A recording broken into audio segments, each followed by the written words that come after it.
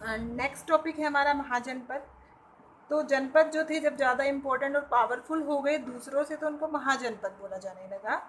और ये 16 महाजनपद हुए हैं गंगा वैली के आसपास 6th सेंचुरी BC में। और इनका नेम जो डाला गया, नेम जो इनका पड़ा, वो उस समय पर उस ट्राइब्स का जो भी मोस्ट इम्पोर्टेंट ट्राइब था उस टाइम पर उनके ऊपर पड़ता था।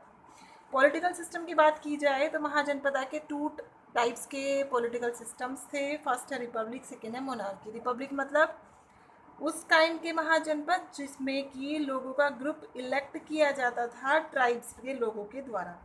एग्जाम्पल है इसका शाक्य। और मोनार्की है इस सिस्टम में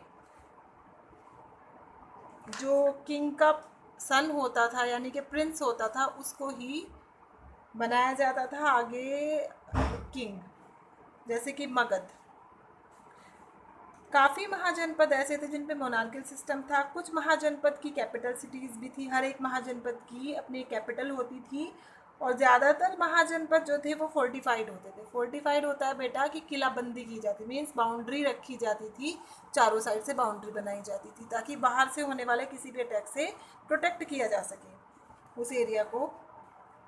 और हो सकता है कि कुछ रूलर्स ने इसलिए भी फोर्टिफाइड रखा हो अपने एरिया को कि वो अपनी पावर शो कर सकें। इससे क्या होता था, फोर्टिफिकेशन से लोगों को किंग को कंट्रोल करना इजी हो जाता था अपने पीपल को जो फोर्टिफाइड एरिया में रह रहे होते थे।